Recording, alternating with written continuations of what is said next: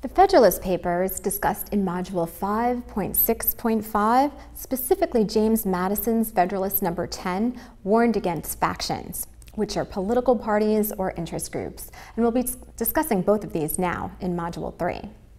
Political parties try to gain control of government by winning elections.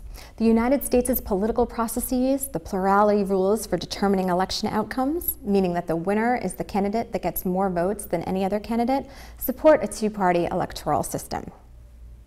Now let's discuss this historical development of the two-party system. Although George Washington, the nation's first president, did not officially declare allegiance to a political party, he seemed to side with Alexander Hamilton, the nation's first Secretary of the Treasury. And this made Thomas Jefferson, America's first Secretary of State, decide to retire from government, but only temporarily. He came out of retirement to become the nation's third president. Hamilton was a Federalist, as discussed in Module 5.6.5, and followers of Jefferson became known as Democratic Republicans, later shortened to Republicans. This was the first two-party system. Because Federalists were Anglophiles, meaning lovers of all things British, and did not support the War of 1812, sometimes called the Second War for Independence because Americans again were fighting the British, the Americans' victory eliminated the Federalists as a national political force. I have a fun fact for you. The last battle of the war, the Battle of New Orleans, was fought 3 weeks after the peace treaty was signed, the Treaty of Ghent, and it made future President Major General Andrew Jackson nationally famous. So news traveled really slowly back then. With political rivals removed, the Federalists and the Republicans all supported federal support for internal improvements. As Republicans adopted positions they had once been against, an era of good feelings dawned. It described both of James Monroe's presidential administrations as he wanted to heal America's political divisions and avoid major controversies. But when the Republicans put up 5 different candidates for the presidential election of 1824, it was clear that they were not one homogeneous party. Westward expansion had split Jefferson's old party. Generally, supporters of states' rights joined the Democrats, and advocates of national support for economic development became known as the Whigs. This was the second-party system. In 1824, Andrew Jackson and John Quincy Adams were both members of Jefferson's Republican Party, but by 1834, Jackson was a Democrat and Adams a Whig. In 1852, Democrat Franklin Pierce was the last presidential candidate to become president under the second-party system. Within 4 years of Pierce's election, the Whig Party would decline, replaced by 2 new ones, the American Know-Nothing Party and the Republican Party. The Republicans, as you can imagine, took their name from Jefferson's Democratic Republican Party. The American Know-Nothing Party quickly declined as a national force in politics, certainly by the 1856 election of James Buchanan.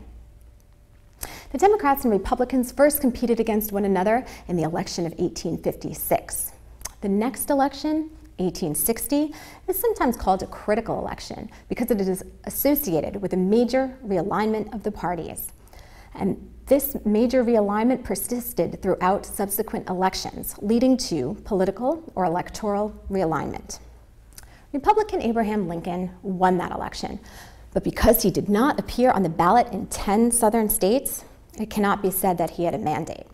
A mandate is a popular majority of the vote to govern. It's also difficult for a president to get his agenda accomplished if the opposing party controls both houses of Congress. This is known as divided government.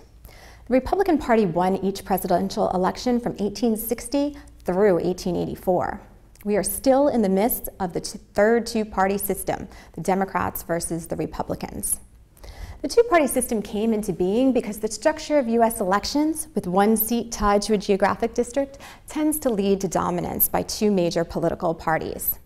Even when there are other options on the ballot, most voters understand that the minor parties have no real chance of winning, even a single office. Hence, they vote for candidates of the 2 major parties in order to support a potential winner. The U.S. democracy favors a two-party system because the third party does not really have a serious chance of winning the election. Voters in the U.S., they tend to be of centrist opinion, and both the Republican and Democratic parties comprise so many different issues and interest groups that both tend to legislate mostly from the political center. The Democrats lean a little to the left, and Republicans a little to the right. Campaign finance laws are written by the two major parties, and they are, unsurprisingly, designed to favor the two major parties. To receive funding from the federal government, the party must receive at least 5% of the vote annually and appear on a minimum of 10 state ballots. This means that the first year the party must fund itself. Not an easy thing to do since the system favors the two major parties. Campaign finance laws are discussed further in Module 3.1.2. For now, review this module closely, read your textbook, and answer the questions.